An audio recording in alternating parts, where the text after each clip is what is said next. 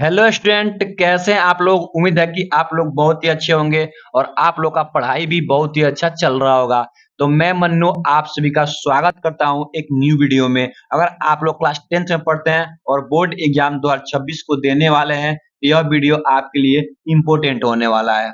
देखिए, मैं इस वीडियो में जो आपका पद्यांश आता है उसका रेखांकित अंशों का व्याख्या बताने वाला हूँ। ये आपका प्रश्न संख्या दूसरा में आएगा। लिखा गया है कि निम्नलिखित में से किसी एक पद्यांश पर आधारित सभी प्रश्नों के उत्तर दीजिए। देखिए, आप लोग समझ लीजिए कि यहाँ पे आपको दो यहाँ पे पद्यांश दिया जाएगा और दोनों पद्यांशों में से किसी एक पद्यांश का आपका संदर्भ सहित आपका उत्तर देना है। तो आपको 6 नंबर मिलेगा। चलिए देखते हैं कौन कौन आपका यहाँ पे दिया गया है। देखिए, यहाँ पे दिया गया है कि चल चंचल में झरझर झरते पद में जुगुन के स्वर्ण फूल दीपक से बेतो बार बार तेजा तेरा उज्जवल चितवन विलास रूप सी तेरा घन केश पास। तो ये आपका एक यहाँ दिया गया है और एक देखिएगा यहाँ दिया गया है।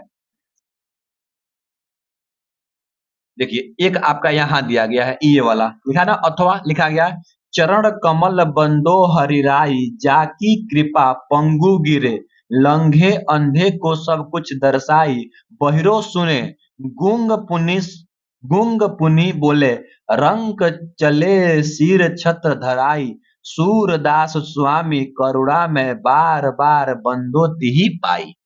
तो ये आपका एक पद्यांश है और इस पद्यांश में देखिए यहाँ पे 3 प्रश्न है। पहला, उपर्युक्त पद्यांश का संदर्भ लिखिए। दूसरा, पद्यांश के रेखांकित अंशों की व्याख्या कीजिए। यही रेखांकित अंशों की व्याख्या करना है जिसके नीचे अंडरलाइन दिया गया है। और उसके बाद से लिखा गया है तीसरा प्रश्न कि दिए गए पंक्ति में कौन सा अलंकार है। चलिए इसको हम लोग अब यहाँ देखते हैं। सबसे पहले हम इसको करते हैं।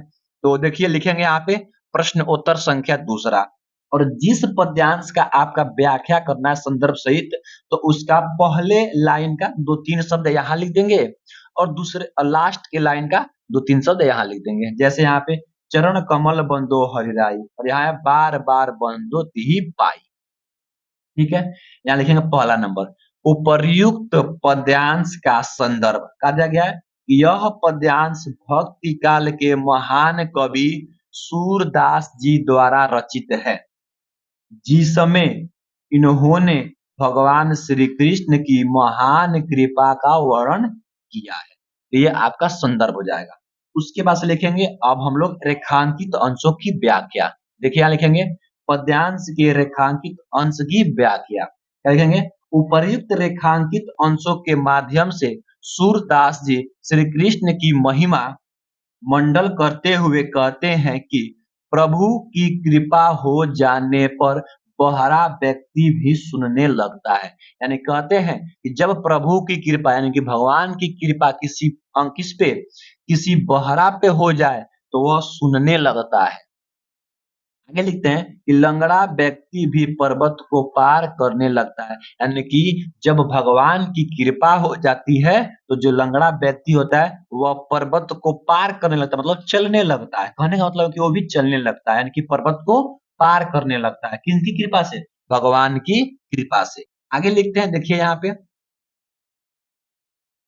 पे आगे लिखते हैं इन्होंने, देखे हैं कि गूंगा भी फिर से बोलने लगता है। यानी कि भगवान की कृपा से जो गूंगा व्यक्ति है वह बोलने लगता है।